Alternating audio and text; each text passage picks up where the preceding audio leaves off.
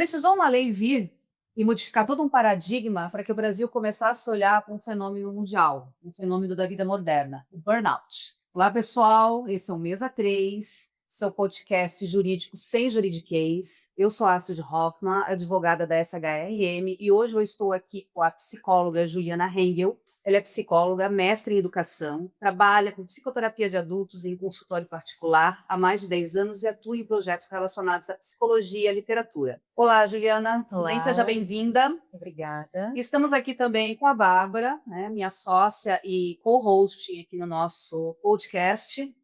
Boa noite, Bárbara. Olá. Então, o burnout virou a palavra da moda, mas a gente realmente sabe o que é burnout, a gente sabe a diferença entre estar esgotado, estar deprimido, a diferença de um cansaço normal, do estresse crônico, que é efetivamente burnout, né? A gente está mais cansado realmente ou só cansado de um jeito diferente? Bom, para começo de conversa, o burnout ele se diferencia de outros quadros psicológicos ou psiquiátricos por ser um fenômeno ocupacional. Ele é restrito ao trabalho. Então é aí que ele se diferencia, por exemplo, de um quadro de depressão ou de estresse, né? Ju, você poderia dar um exemplo, assim, então, para a gente conseguir diferenciar bem o que seria uma exaustão e o que seria um burnout? Como que se vincularia ao trabalho? De que forma a pessoa poderia perceber isso? Uhum. O burnout, ele não chega a ser um transtorno mental.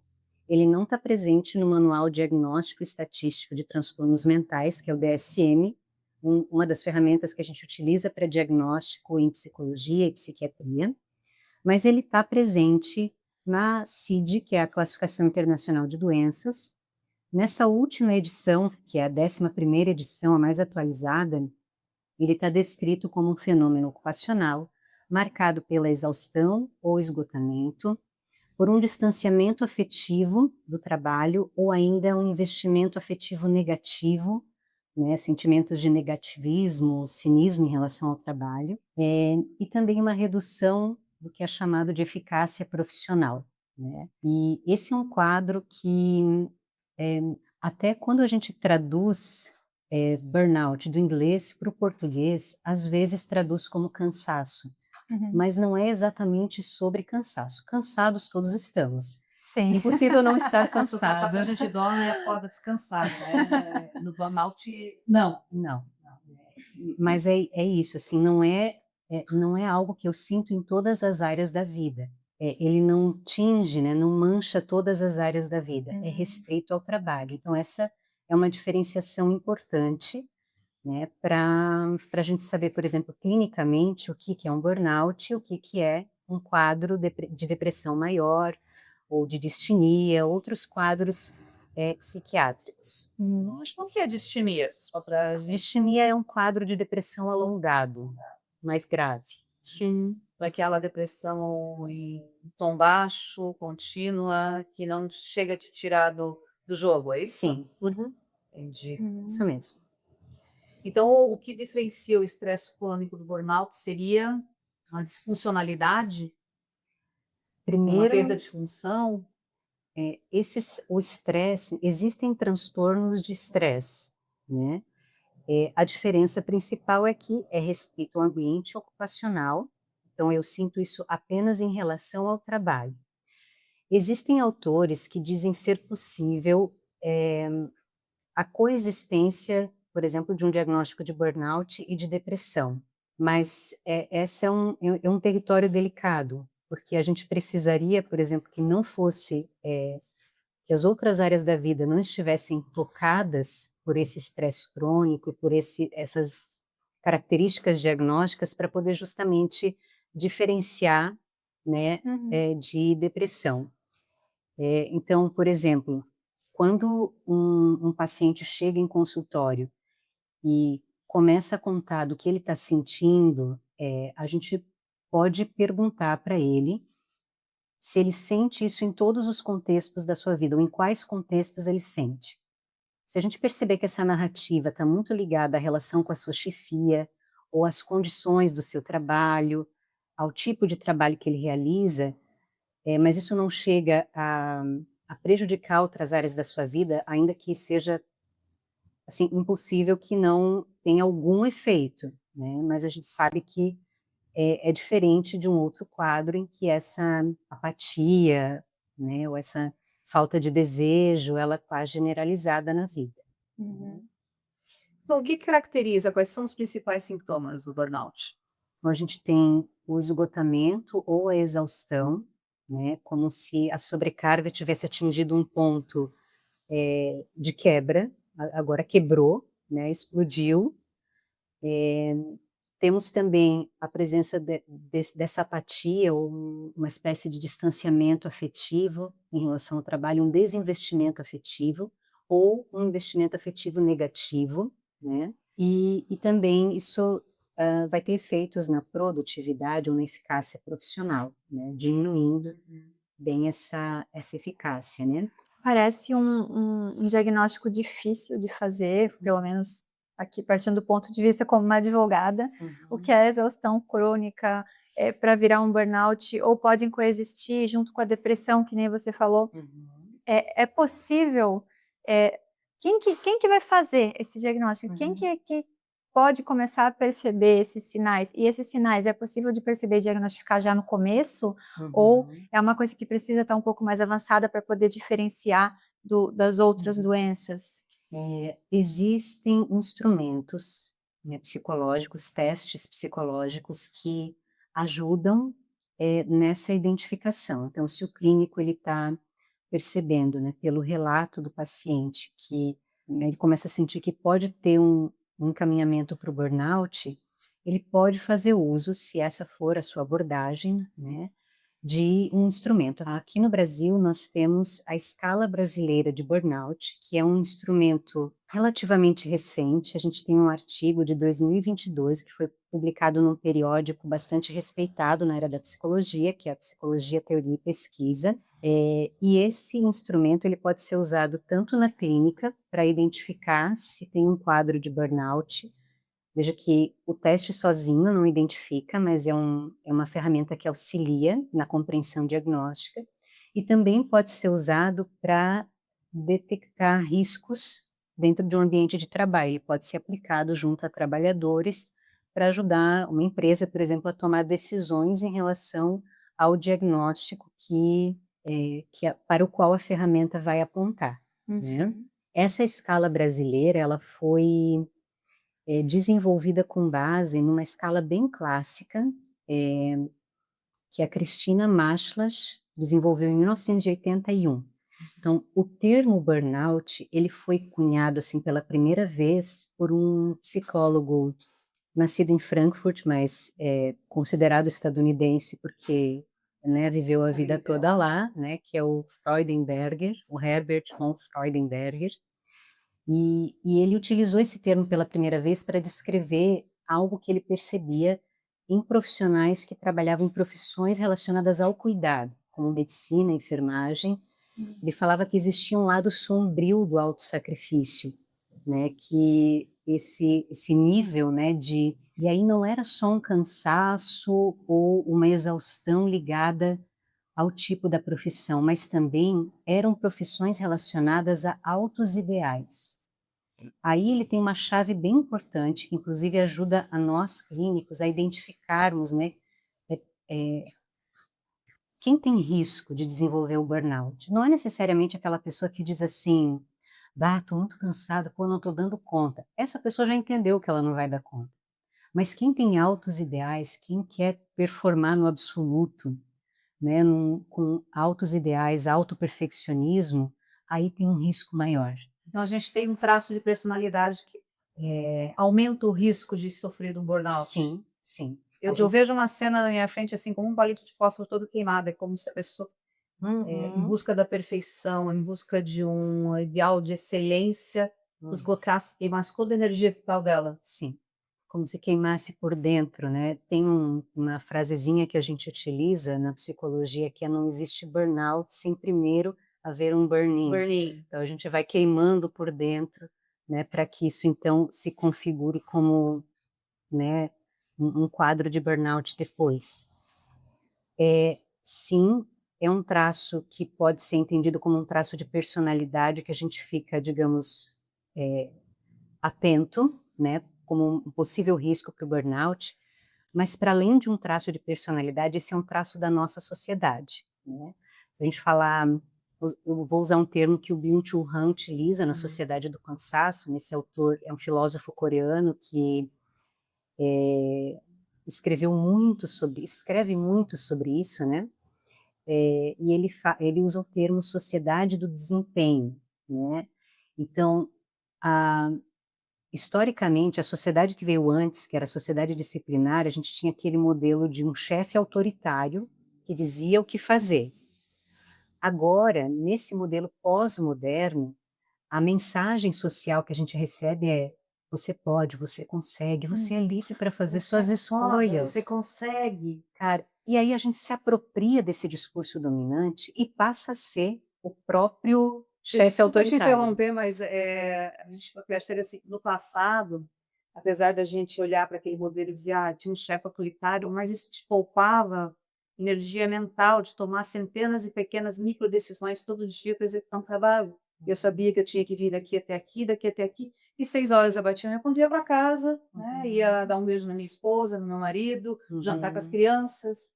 Hoje a gente não desliga. E eu tenho que, além de fazer o meu trabalho, eu tenho que pensar como fazer ele melhor o tempo todo, né? Como performar, né? Até aqui, a gente está aqui, né? Performando, tentando fazer o nosso trabalho cada vez melhor, né? Numa verdadeira roda de hamster, né? Sim. E a gente sai daqui, a gente não consegue desligar, né? Permanece enquanto está acordado, tá ligado, tá conectado, e às vezes até sonhando a gente está conectado. Porque a gente sabe que no mundo ideal a gente precisaria ter o sono reparador, entre 6 a 8 horas, ter pausas durante o teu período de trabalho, a tua jornada. Mas o que são pausas? É ficar no celular, respondendo o cliente rapidinho?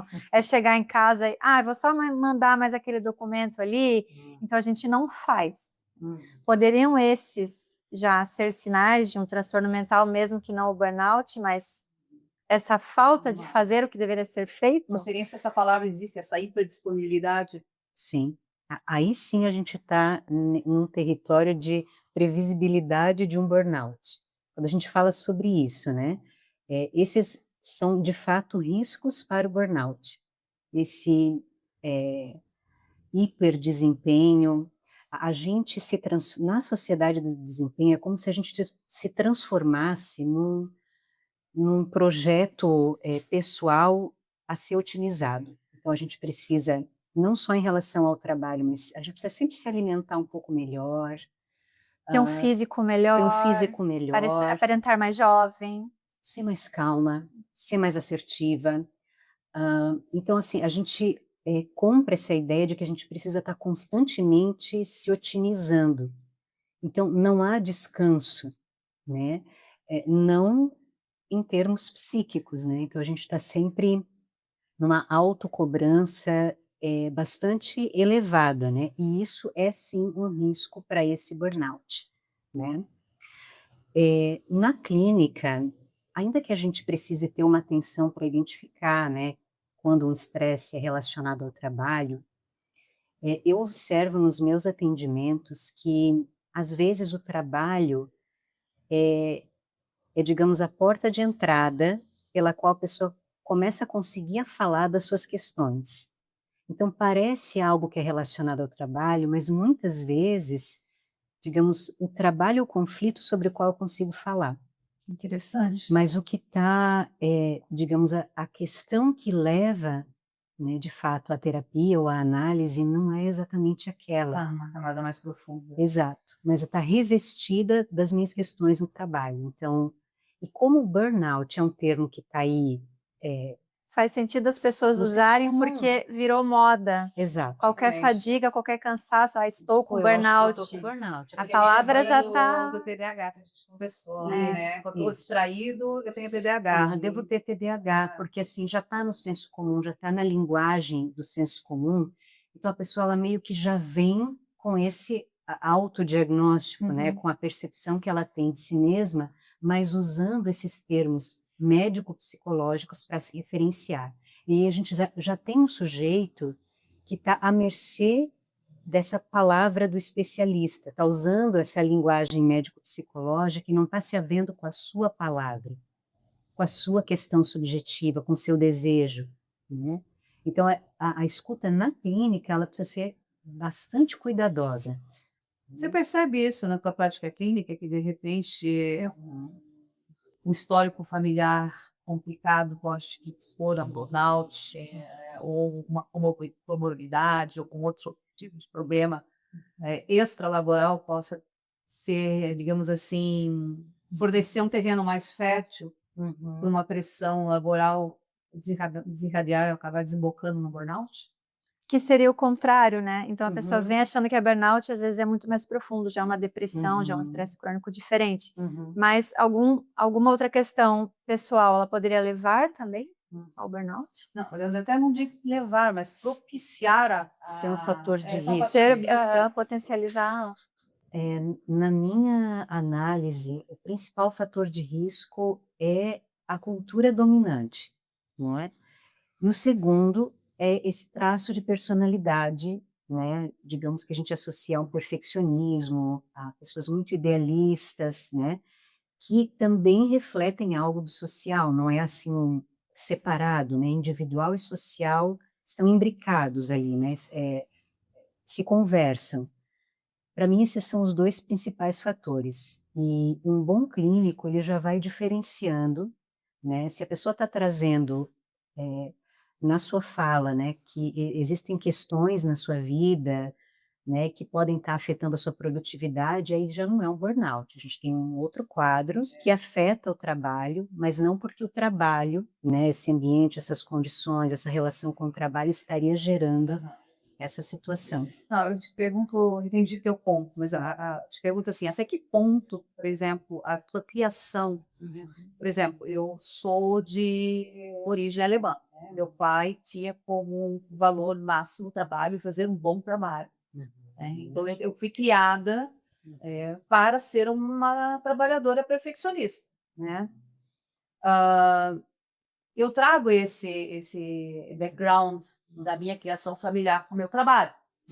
Então, a gente conversou sobre as gerações, né? Então, a gente tem gerações que tiveram um nível de exigência altíssimo, e do outro lado, agora a gente tem uma geração que é poupada demais dos desafios. Essa geração que foi poupada demais dos desafios, das frustrações enquanto criança, e essa que foi exigida demais, as duas correm mais risco, né, de assumir uma sobrecarga, ou de sofrer mais com uma carga que não é sobrecarga, ou de assumir uma sobrecarga que não é dela, né? Carregar o mundo das costas, como a gente brinca. Tu percebe isso na faixa clínica ou não tem nada a ver? Quando você me fala um pouco da tua história, é possível fazer uma relação, né? Porque esse valor do trabalho, né? A forma como o trabalho é transmitido para ti, né? Como que se deve se relacionar com isso, isso também vem do social, mas é algo que vai constituindo já a tua maneira, né, de lidar com esse aspecto. Então, é claro que tem relação nesse sentido, né?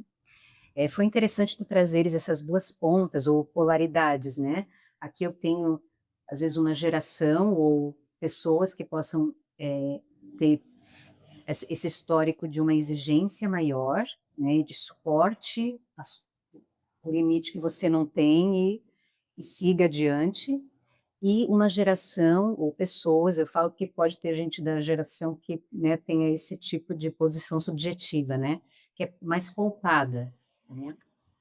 Então, nesses dois extremos ou polaridades, isso aqui já é um sintoma social, né? Eu tenho aqui uma geração esgotada, cujos filhos são poupados. Então, eu venho com as minhas dores, entende? Completamente E com os filhos dela. Isso, então assim, meu filho pode precisar de um limite claro, mas não era o que eu precisava, então eu dou aquilo que faltou para mim. A gente não raro dá aquilo que nos falta, não que a gente tem, né? Isso me lembrou um jogador de basquete, que ele falou exatamente isso numa entrevista. Era um talk show americano desses famosinhos, e o jogador, aquele grandão, mais alto de todos, o Shaquille O'Neal, e o entrevistador perguntou, mas você faz tudo, compra, dá os cursos, tudo que o seu filho quiser, ele tudo tudo que meu filho quiser, porque eu não pude e agora ele vai poder. Acho que Hum, retrata bem total. o que está acontecendo, né? Uhum. E aí a gente acaba com um ser humano sem nenhum tipo de tolerância à frustração, né? Uhum. E viver é tolerar Isso. frustrações. E o trabalho, dessas gerações mais novas, às vezes o trabalho é a primeira interface que ele tem com frustração, né? Ele Uhum. passou aos 15, 16, Beleza. 17 anos sem nunca ter sido exigido Sem ou levado passar a E bolha. aí chega aqui, encontra o chefe e diz: "Ah, te vira, você que tem que ser entregue até às 6, dá teus pulos." Ah. E aí? Eu até estava conversando aqui, antes da gente começar com a Bárbara, né? De que assim, o estresse agudo ele faz parte da vida, logo também do E ele é trabalho. produtivo, né? A né? gente bota sangue nos olhos, brilho nos olhos. Então, assim, faz parte, né, do viver mesmo. Quando esse estresse atinge um ponto de cronicidade, né, quando vira um estresse crônico, é aí que a gente começa a ter uma atenção, mas o estresse agudo ele faz parte, né, da nossa vida. E, e aí, assim, voltando para aquele ponto de que burnout é uma expressão que já está no senso comum, então as pessoas podem utilizá-la de diversas formas. A gente tem quem use essa expressão burnout para descrever da sua sobrecarga, da sua exaustão, e quem faz uso desse termo é como se fosse equivalente a uma situação de sobrecarga para qualquer frustração, que são essas duas pontas, essas duas polaridades. Então, aqui eu tenho, né, um grupo de pessoas que podem estar mais identificadas com uma posição subjetiva vitimizada, né, e que vão fazer uma leitura de pequenas frustrações como grandes violências. A gente vai ter essa percepção que pode estar equivocada, e também temos aquele grupo que vai suportando além do seu limite, e aí sim entra no estágio de esgotamento. Aqui sim a gente tem um burnout. Aqui o diagnóstico é outro, a estrutura clínica é outra, e a gente tem bastante produção atual, né, de pessoas identificadas com esse lugar mais etimizado. Isso tem completa relação com esse hiperdiagnóstico de transtornos mentais, como o TDAH, né, que é o transtorno do déficit de atenção e hiperatividade, ou o transtorno do espectro autista, especialmente os ditos nível 1 de suporte, né, o burnout, fibromialgia, né. O Byung-Chul Han, ele faz uma associação entre certos aspectos, né, da nossa sociedade, né, então, o que ela vai produzindo de tensão, de sobrecarga, de hiperestimulação, e ele diz que não é aleatório, né, que a gente tenha mais no nosso tempo dores crônicas, né, automutilação, como, por exemplo, o burnout, ele não chega a ser o reflexo do meu cansaço, é um reflexo de um processo de autoagressão. É completamente diferente. E isso se mostra tanto na parte psíquica quanto na parte física, né? O burnout, ele tem sintomas físicos também. Então, eu ia te perguntar isso. Sim, pode A ter. gente tem burnout dá avisos que vai chegar? Avisos, às vezes, psicossomáticos. Uhum. É possível, claro, né, porque os sintomas físicos, né, eles são uma linguagem, podem ser uma linguagem psíquica, né? Quando sua origem é psicossomática, a gente pode ler como expressões, né, do que se passa no nosso psiquismo. Então, assim, às vezes eu não consigo dizer com palavras, então eu digo com dor de cabeça ou enxaqueca crônica. Não consigo dizer com palavras, então digo com fibromialgia, né? Porque a estrutura psíquica que é afetada no burnout é o eu narcísico, né? Então, lembra que a gente falou aqui que são pessoas que geralmente têm altos ideais. O ideal, o eu ideal está lá em cima, então eu tenho que ser muito bom no que eu faço, eu tenho que ser uma pessoa justa. E aí a gente esquece que na nossa humanidade a gente é é meio quebradinho, assim, né? É preto e branco, né? A letra 50 Não não é. precisa, né? Errar é humano. A gente erra, a gente nem sempre entrega um bom trabalho, nem sempre estamos dispostos, nem sempre motivados. Só que isso quebra essa autoimagem, né, de um eu que, então, seria melhor do que isso. Então, a gente vai se haver com a nossa própria miséria e nem todo mundo suporta olhar para a própria miséria, né? Então, eu digo com burnout o que eu não consigo dizer com palavras em voz alta. Eu não dou conta, eu não aguento tudo.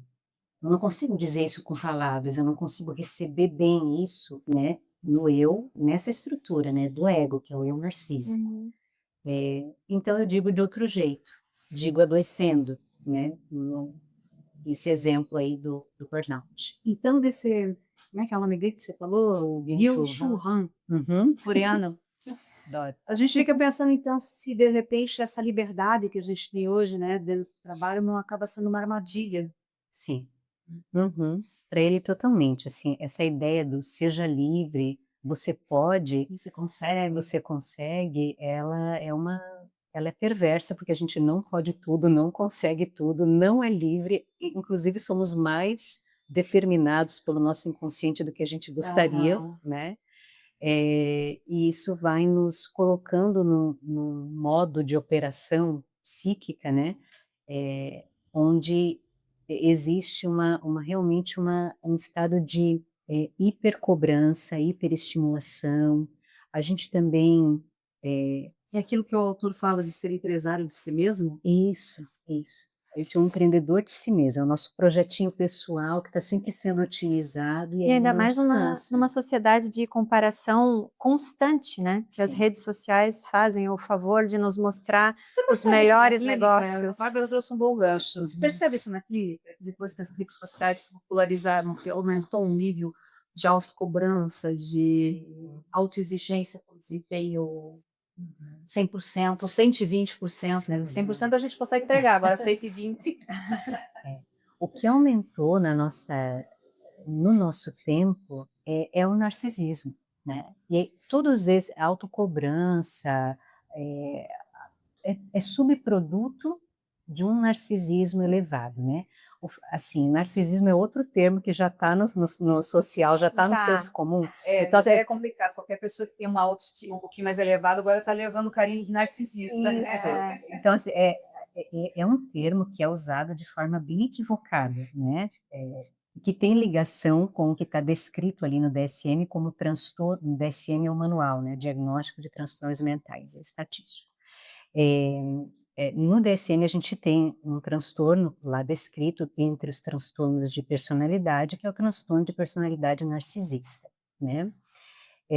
Então a gente tem, por exemplo, esse termo, quando você observa como ele é usado, né, pelas pessoas no senso comum, a gente utiliza geralmente para descrever alguém que foi narcisista no relacionamento, ou uma mãe narcisista. Pai narcisista eu nunca ouvi. Curioso, né? Essa outra mãe que é narcisista, é uma coisa Olha bem só. interessante, né? Quando essa mãe deseja para além de mim, digamos assim.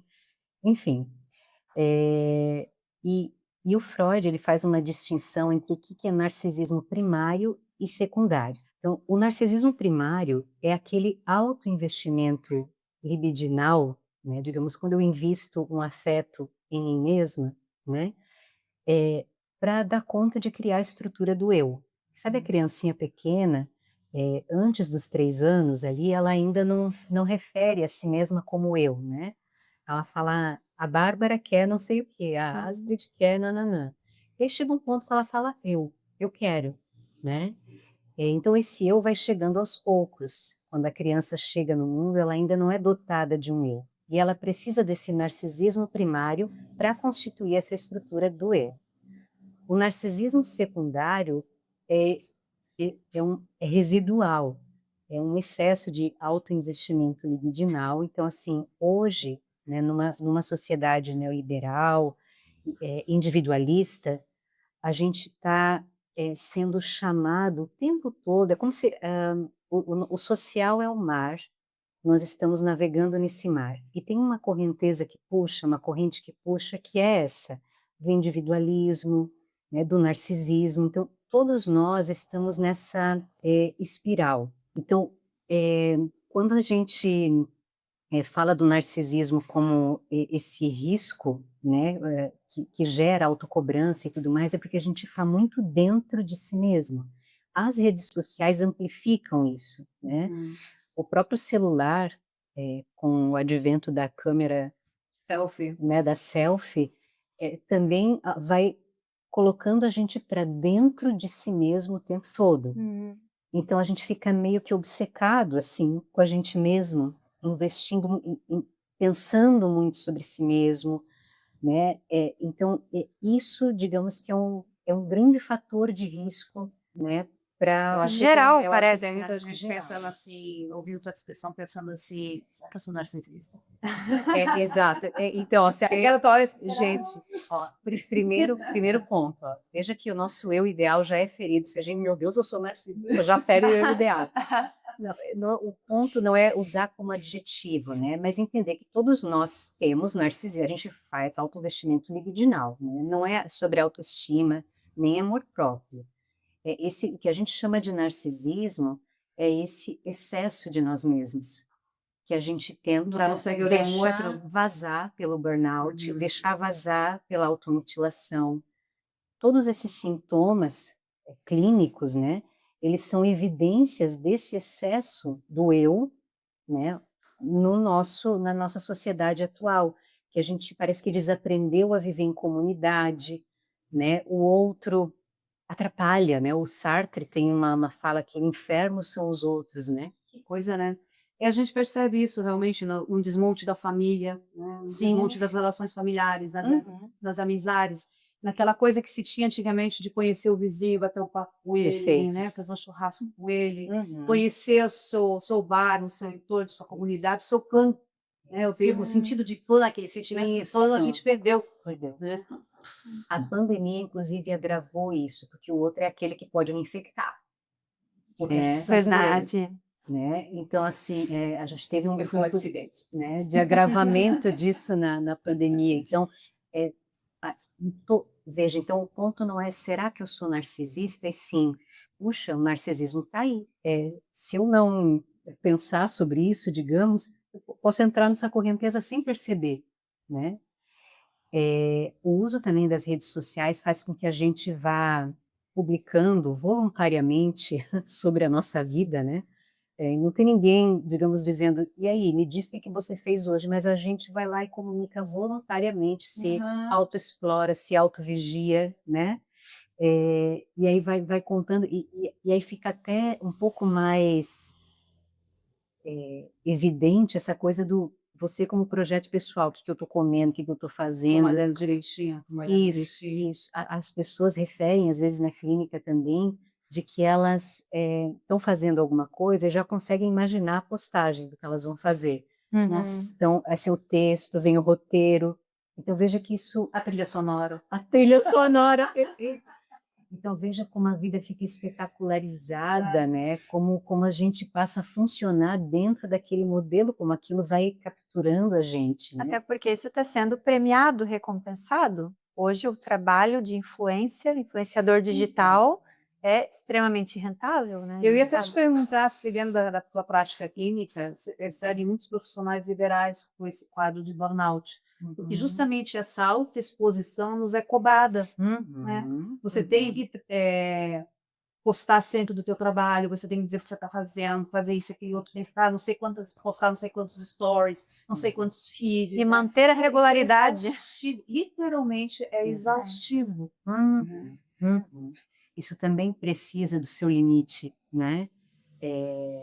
Mas dificilmente a gente tem esse controle, né? Quando começa a usar, o dedinho começa a rolar, dificilmente a gente encontra esse controle, né? E assim, eu percebo que profissionais liberais que usam, né, ou precisam usar as redes sociais para divulgar seu trabalho, que dependem delas para efetuar vendas, por exemplo, né, relatam muitas vezes situações assim de exaustão, de não querer fazer mais isso, não querer se expor, né, não necessariamente desembocando num quadro de burnout, até provavelmente por estarem falando sobre isso, se apropriando de sua palavra, talvez essa operação analítica, né, ou terapêutica, já auxilia a pessoa a não chegar nesse quadro, mas existe um sofrimento relacionado a a forma como a gente usa, como isso está presente, né, nas nossas vidas. Que é o profissional liberal, né? O médico, o Uhum. advogado, né? O cirurgião plástico até tem bastante demanda. Ah, a gente não tem um RH para se queixar, né? A gente não pode ir pro médico pegar um atestado e tirar 3 meses. Senão não tem que ir para patologia. Sim. Então é uma coisa, eu percebo assim, aliás, as 2 pessoas que eu conheço pessoalmente que tiveram diagnóstico de burnout, tiveram que se afastar, os 2 eram profissionais liberais. Né? Chegaram num ponto de exaustão, porque ele é o chefe de si mesmo, a cobrança vem dele, e ele tem, o profissional liberal ele não tem um chefe, ele tem cliente, são centenas às vezes de chefes diferentes, com demandas diferentes, com necessidades, exigências diferentes. Né? Assim, eu tenho cliente que sabe, que tem noção e me liga até às 18 horas, né? Tem cliente que me liga às 22, me manda mensagem às 22. Se eu não respondo, ele acha ruim. Né? E eu não sou criminalista. Pode ser assim, cara. Se eu fosse criminalista, tivesse que tirar o sujeito da cadeia, ok. Mas eu não sou criminalista, então nada que aconteceu às 22 horas, a não ser que tenha atropelado alguém, matado alguém, não pode esperar até às 8 do dia seguinte. Mas Isso me levou a um pensamento, justamente isso, essa autocobrança, essa necessidade, são pessoas de alto risco, né? Dentro do ambiente da empresa, seria correto dizer que as pessoas que têm mais risco de desenvolver o burnout ali seriam pessoas com maior responsabilidade atribuída ao seu cargo, como os líderes, gestores, seria certo dizer isso? Ou é subjetivo? você tem distribuído desde o chão de fábrica até Na sua vivência, né, clínica. É claro que é possível que tenha em qualquer nível, sobrecarga, cobrança elevada. Aqui a gente falou bastante sobre a autocobrança, né? Mas também existe, né, situações em que essa cobrança vem de uma chefia, de uma liderança, né? Nem sempre isso vem daquela forma, mas que eu já incorporei, né, um chefe muito exigente, né? Eu ia E falar sou tóxico. tóxico, também Então, pega esse gancho aqui que eu quero perguntar uma coisa para vocês, mas eu já terminar o raciocínio. Mas vamos pensar assim, né, que líderes, né, em geral, são pessoas que vão acumulando responsabilidades, né? Vai ficando cada vez mais descompensada essa relação entre as tarefas que eu tenho para fazer, o tempo que eu tenho para fazer e as outras coisas da minha vida. Então, essa matemática ela já vai ficando descompensada, então a gente pode fazer uma relação de que profissões de liderança, né, que aumentam assim, as responsabilidades, também poderiam aumentar o risco do burnout. A gente falou de historicamente estar relacionado a profissões da área do cuidado, né, mas a gente também observa isso na educação, especialmente com professores, né, um nível alto não necessariamente de um burnout diagnosticado, mas a gente vê, né, pelos afastamentos do trabalho, atestados médicos, né? Inclusive, pensa bem, o professor ele tem outras vidas sobre o cuidado dele. Opa, Né? cuidado e educação que assim, né? Vamos pegar uma turma padrão. Uma turma padrão tem 41, 31, 41. São 40 pessoas diferentes, maneiras de pensar, de suas famílias, né? Suas famílias, né? E hoje em dia o professor ainda tem um transtorno que ele não pode mais corrigir, ele não pode fazer uma correção dentro da sala de aula de comportamento, que vem paizinho, mãezinha e diz, ó, minha valetila, leitinho dourado, não pode ser corrigida. Inclusive, sobre isso, eu vi hoje de manhã na Exame uma reportagem. Você sabe o que acontece, né? Eu vi na Exame uma reportagem dizendo que no Rio de Janeiro, 45% dos profissionais de saúde no último ano foram afastados por transtornos mentais, exaustão, depressão, burnout, e a maioria não volta para a sala de aula. Então, isso é muito grave. As pessoas têm que começar a pensar sobre isso. Professor, né? Ninguém mais quer ser professor. Por conta de tudo isso que você falou. A gente ainda tem o risco da violência que sobrecarrega os professores, né? Sim, violência escolar Escolar é ou uma do realidade próprio no bairro em Brasil. que trabalham, né? E assim, uma turma tem 30, 40 alunos. Os professores que trabalham 20 ou 40 horas têm mais de uma turma, né? Assim, 40 horas eu me pergunto como é possível, sabe? E a hora atividade que seria reservada justamente para fazer planejamentos ou correções parece nunca dar conta, né, de suprir as horas necessárias para que o professor verdade. faça isso, né? Minha mãe foi professora a vida inteira, ela dava aula de metodologia e prática de ensino do magistério. Uhum, Ela formava professoras. E uhum, eu assim, perdi a conta de quantas vezes eu sentei com ela para ajudar ela a corrigir prova. Que realmente a tal da hora atividade não é suficiente para fazer tudo que tinha que fazer. E era engraçado porque às vezes a gente andava para os lugares, as pessoas paravam, ô professor, ela, é aluno, mas não sei quem é. sim. São tantos. É demais, né? Então a gente, assim, ó, vamos pensar o seguinte, a gente viu que a gente tem traços de personalidade que pode propiciar o burnout, mas a outra ponta a gente tem o desenho do trabalho, né? O desenho da nossa sociedade, da nossa cultura, desse autodesempenho, né? Que a gente traz para as culturas organizacionais. Isso. A gente tem alguns outros elementos dentro do design do trabalho, às vezes com sobrecargas de uns e baixa carga para outros, uma injustiça organizacional, né? Pela formação de panelinhas, premiação de pessoas, às vezes, por afinidades pessoais e não por competência, né?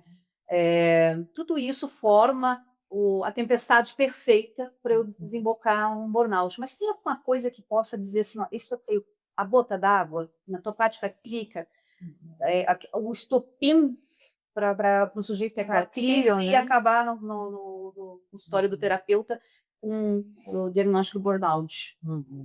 Olha, isso nas histórias que eu já escutei, né, isso me parece mais subjetivo. Às vezes é a fala, alguma coisa que alguém disse, alguma coisa que alguém fez, né, assim, acaba sendo algo mais subjetivo, assim, né, pelo menos, né, de acordo com a minha prática clínica, assim.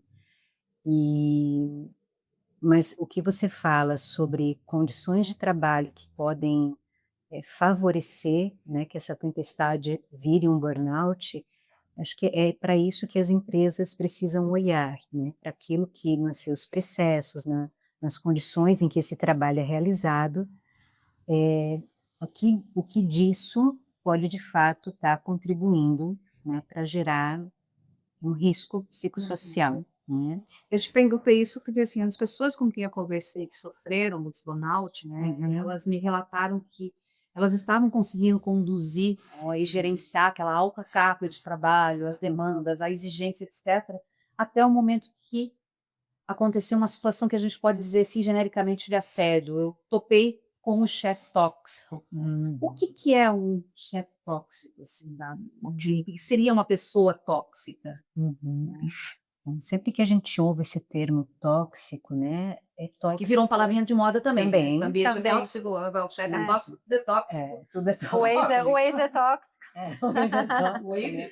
O ex? O ex. O ex? O ex é tóxico. Sempre que a gente escuta esse termo tóxico, né, alguém está falando esse termo, então é tóxico para alguém. Então a gente precisa sempre escutar melhor, né? Tóxico para quem? Tóxico por quê? O que esse outro, né, diz ou faz que te leva a sentir o que você sente, não é experienciar o que você experiencia. Então, não vou aqui, digamos, correr o risco de dizer que tóxico é alguma coisa generalista, porque pode ser tóxico para algumas pessoas, para outras não.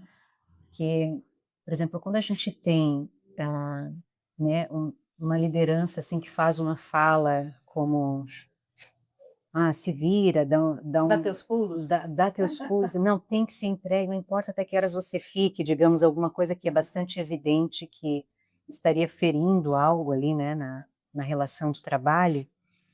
Se isso se assoma com uma pessoa que pode ter uma dificuldade de dizer não, de reconhecer e comunicar os seus limites, aí o caldo começa a ferver.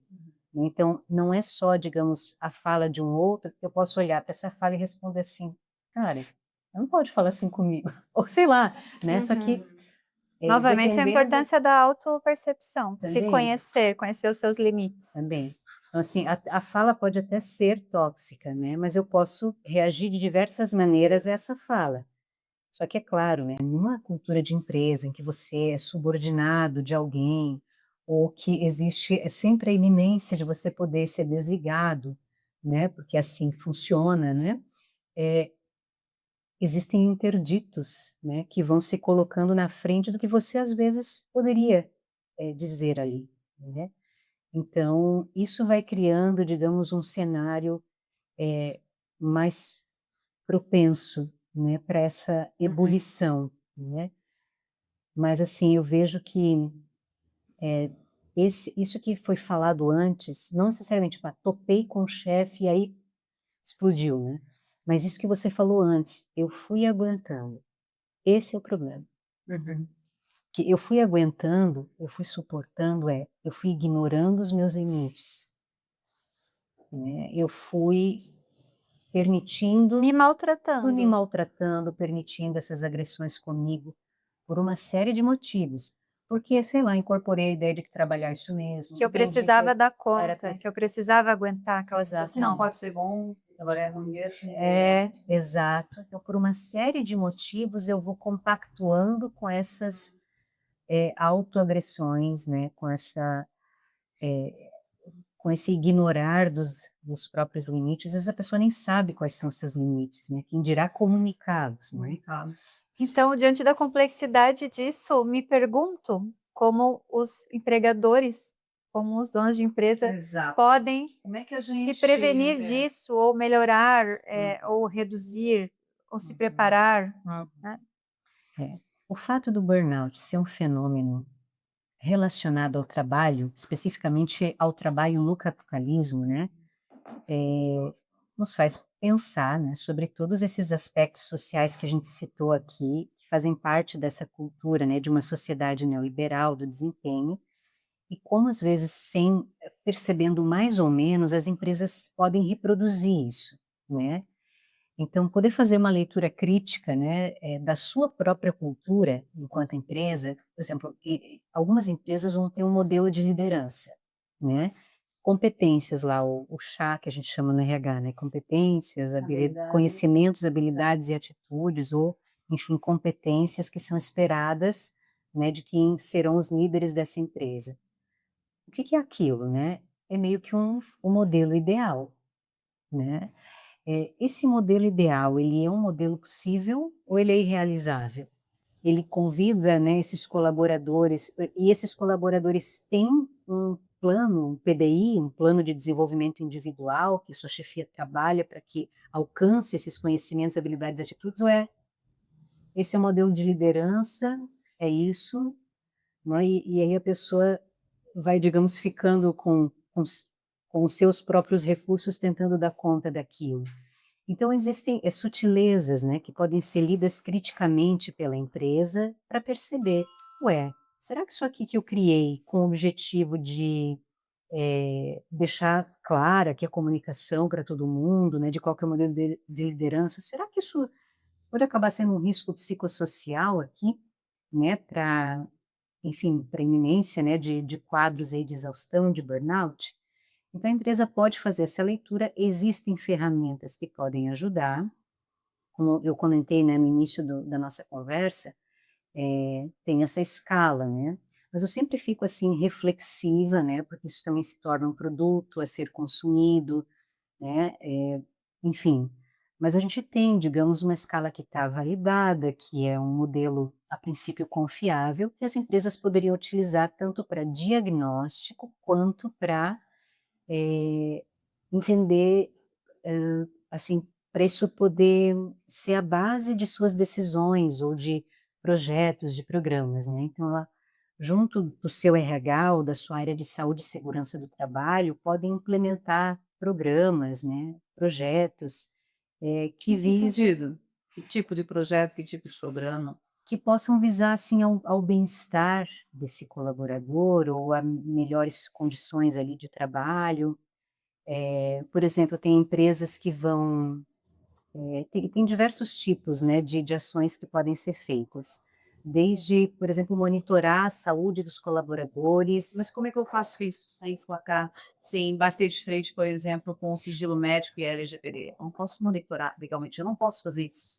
Não, assim, que eu digo monitorar a saúde no sentido de a gente poder, por exemplo, nas áreas de saúde e segurança do trabalho, né?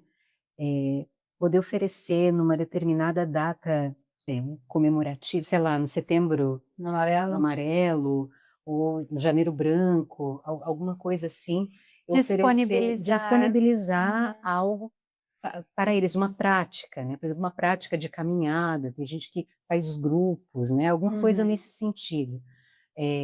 Tem muitas empresas que fazem corridas, né? Prática de yoga. Isso, nesse Então, agora deixa eu te fazer uma provocação. Do que adianta eu fazer uma caminhada uma vez por ano ou dar um well Teams para o meu funcionário e o design do meu fluxo de trabalho continuar estressante? Para mim, assim, do meu ponto de vista, esse tipo de atitude é meramente cosmética. Mas é legal do ponto de vista de clima organizacional, né? Que vai bonitinho lá para top lugares para trabalhar, porque são as coisas que eles consideram, mas o meu design de trabalho, ele não me permite desconexão, por exemplo. Tá? Pausas para dar uma respirada.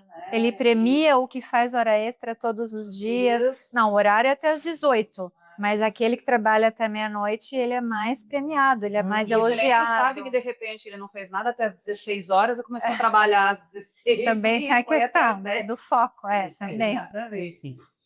Isso assim, ó, eu do ponto de vista jurídico, como eu trabalho muito com o pessoal do RH, eu tenho esses reportes. E, às vezes, quando a gente olha para um indicador desse do hora extra, a gente diz, vamos olhar com lupa isso aqui para ver o que está acontecendo.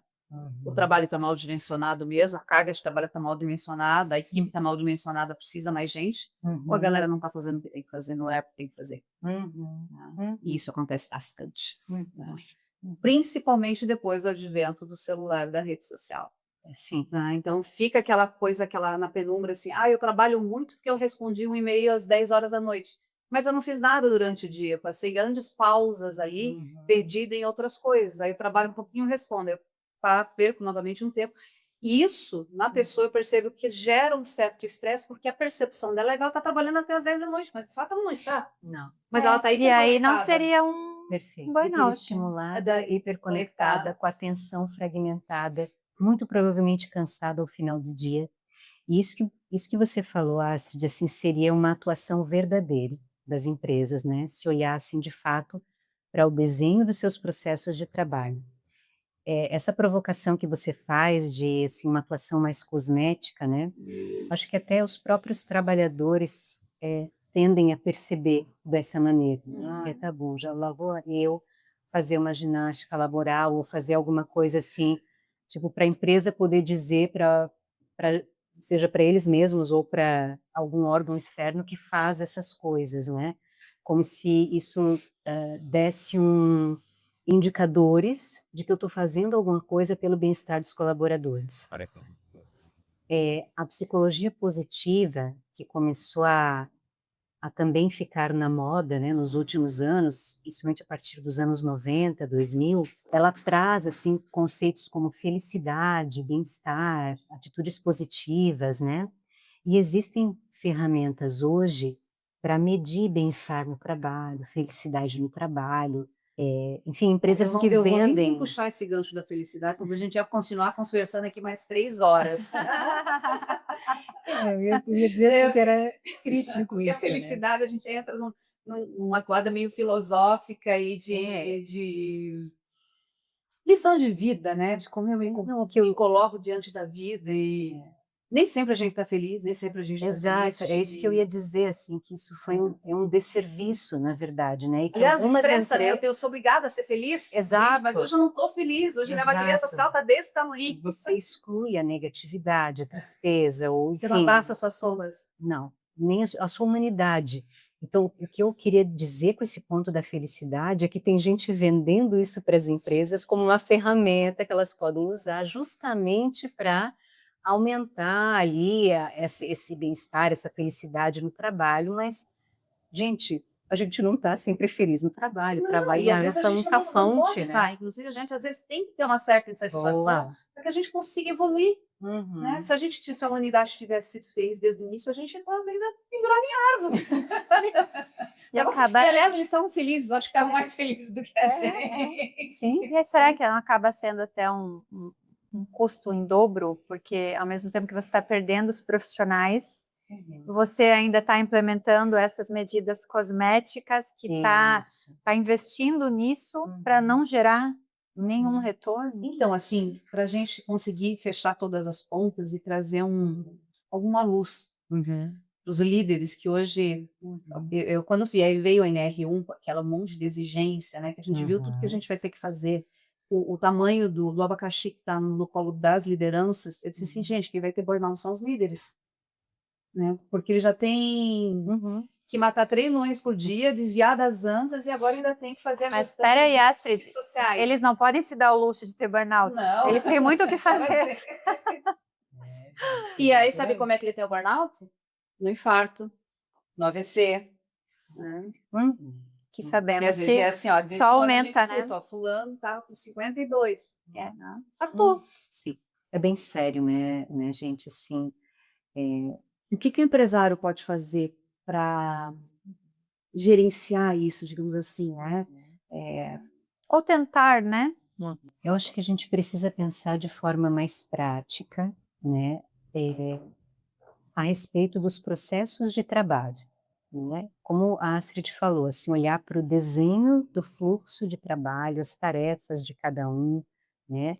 Porque a gente não vai conseguir chegar num nível tão subjetivo de entender, não, mas para essa pessoa, a gente vai incorrer no mesmo erro daqueles pais de uma geração que se sentiu hipercobrada, vai lá e poupa, né, os seus filhos. Então, não é sobre poupar a pessoa do sofrimento, né? Mas sobre ter espaços de diálogo, né? Em que a pessoa possa, então, conversar sobre aquilo que não vai bem, né? Então, além desses espaços de diálogo, é fazer uma leitura crítica dos seus processos de trabalho e dentro do que... Então, a gente tem uma norma regulamentadora. Então, o que ela pede? Precisa atentar a esse pedido, né? O que está sendo determinado e focar naquilo ali, né? Não A gente tem que seria... entender que a gente não vai ser o psicólogo do funcionário. Isso Exato, te você cabe, não vai curar não vai os curar ninguém, funcionários. Você vai fazer o que está no seu alcance. Mas eu posso fazer um desenho de trabalho onde eu forneço todas as ferramentas que ele precisa para fazer o trabalho que ele tem. Eu posso oferecer um ambiente acolhedor onde ele tem a liberdade de apontar, às vezes, uma falha no processo, apontar um erro, né? Porque o que é que a gente percebe, às vezes, num ambiente onde eu não posso errar, né? Eu, às vezes, vejo o erro e não falo. E quando a catástrofe se instaura, não foi ninguém. Mas se eu tivesse um ambiente onde eu pudesse dizer, aquilo ali está fora do lugar, vai dar um problema. Vamos resolver, eu resolveria o problema lá na sua raiz, no seu nascedouro, né? E principalmente a desconexão, né? Acho que a gente, além de, como empresa, permitir que o colaborador se desconecte, a gente talvez tenha que ensinar ele novamente a se desconectar. E aí eu acho que entra bastante a tua tática clínica. Sim. Né, o que a gente teria de ferramenta para ensinar as pessoas hoje a se conectarem novamente?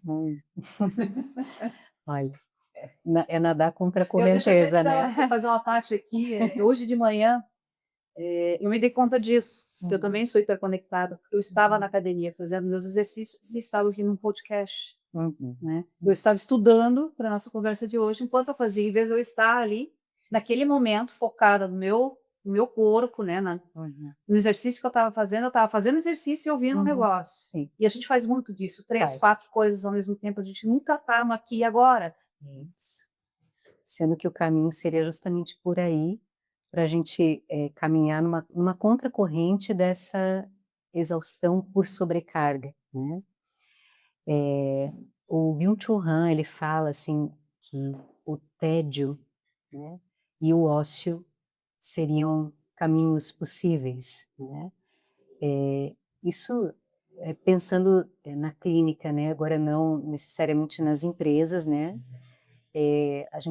A leitura crítica que a gente pode fazer do modelo de trabalho poderia começar já. Por que são 8 horas, horário comercial, né? Quem que inventou? Por que que a gente mantém? Então, tem muita leitura crítica que a gente pode fazer. E escutar o colaborador não é só, digamos, a liderança conversar com ele e escutá-lo, porque tem um perdido que opera ali, no sentido de, será que eu posso falar isso com o meu chefe? Será que eu posso ser completamente honesto aqui? Né? E aí é que entraria, por exemplo, né, talvez dentro do RH, das empresas que têm RH, poder fazer uso de ferramentas para diagnosticar, sejam ferramentas próprias, eles vão utilizar com base nos seus próprios modelos, né, ou escalas que estão disponíveis, que podem ser aplicadas por psicólogos organizacionais, enfim, pode ser um diagnóstico feito por consultoria, né, mas que vão auxiliando a empresa a entender. As pessoas acham que elas têm espaço para falar ou não? Como é que a gente vai mapear isso, né? Então, são os assuntos mais sensíveis, normalmente a gente trabalha com os canais de denúncia. Também, isso. Porque a pessoa vai. Uhum. Às vezes você tá vendo uma coisa com crime e é complicado você reportar, você pode chamar um empresário. E aí tem um canal, canal que a pessoa específico pode pra fazer isso. isso anonimamente, né? Então, são lugares possíveis, né, para atuar.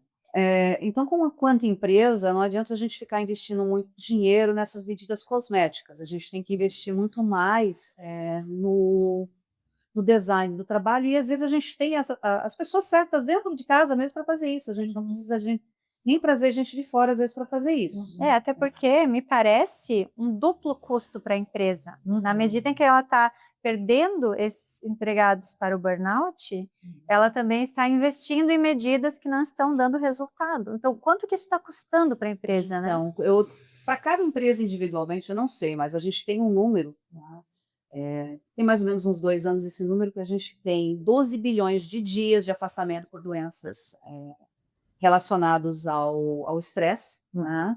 E um custo de 13 bilhões de dólares de prejuízos por conta de afastamentos relacionados ao estresse e doenças mentais, transtornos mentais. Tá? Então, é um custo altíssimo.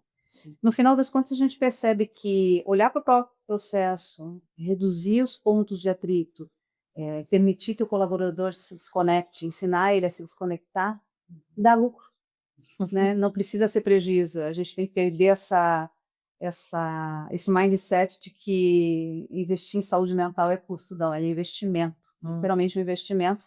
Você reduz afastamentos, reduz retrabalho, reduz erros, né? Isso é interessante até, não sei se tu corrobora isso na clínica, mas a pessoa que está sob um estresse, ela tem a janela de decisão dela estreitada, né? Então ela para de ver alternativas e a margem de erro dela é muito grande. Eu li um estudo sobre profissionais de terapia intensiva, de UTIs, né, e como a margem de erro deles cresce exponencialmente conforme eles vão ficando mais cansados ao longo do dia. É uma coisa impressionante, uma progressão geométrica da margem de erro. O limite, ele está ali, né? A gente não decide qual que é o nosso limite, ele está posto, né? O limite físico do nosso corpo, o limite daquilo que a gente consegue fazer, suportar, né? E o que seria de fato remédio, digamos assim, né? Para essa situação de exaustão, de esgotamento, não é necessariamente uma empresa que pode dar, né? Que é o cultivo do tédio profundo, do ócio, que não precisa ser criativo, pode ser só ócio mesmo. Só pegar na rede. Até o ócio querem deixar criativo, né? O ócio precisa ser Criativo, nossa, nem eu. Assim, é claro que em estados de ócio, às vezes vem uma ideia, justamente no contraponto de que você ideias no chuveiro, eu nunca tenho nada para anotar. Você está só ali, né? Só ali. Só você. Quando eu saio do chuveiro já foi, né? Mas como é importante resetar a mente de verdade, né? Quando a gente se coloca em situações em que a gente não pode acessar o celular, por exemplo, Sim. como parece que você sai melhor daquilo, né? Com Dá uma certeza. certa síndrome de abstinência no começo, mas depois melhora. Então, a gente está chegando ao fim, estamos caminhando para o fim do nosso podcast. Se você já passou por isso, se você tem uma história de burnout para contar, coloca aqui nos comentários, a gente vai adorar ler, né? A gente pode passar para a Juliana também, para a doutora Juliana, dar uma olhadinha e comentar isso depois. Quem tá? sabe vira mais um podcast, Mais né? um podcast, porque, assim, se a gente partir para a história da felicidade, nós vamos conversar um monte ainda. Verdade. Te agradeço imensamente, Juliana. Tá? Diz aqui para o nosso público como é que o pessoal pode te encontrar nas redes sociais. Ou se você tem um telefone para contato, um Instagram, um canal no YouTube, um WhatsApp, pode passar os teus contatos para o nosso público. Bom, no Instagram eu tô como @juliana.rengel, escreve Rengel, né? E podem me encontrar lá, escrevo alguns textos de vez em quando, justamente para estimular a reflexão sobre temas como esse e outros. Vai ser um prazer dialogar. Obrigada, Juliana. Obrigada. Foi um prazer te receber. E se você gostou desse conteúdo, segue nosso canal, se inscreva, deixe seu like, compartilhe. Isso ajuda as redes sociais a entenderem que você gostou desse conteúdo e distribuírem para mais pessoas. Fique ligado no nosso canal, que logo a gente vai trazer mais novidades, mais conteúdo interessante, um pouco de jurídico, um pouco de medicina, de psicologia, sem juridiquês. Fique ligado, muito obrigada pela atenção de vocês e até o próximo episódio.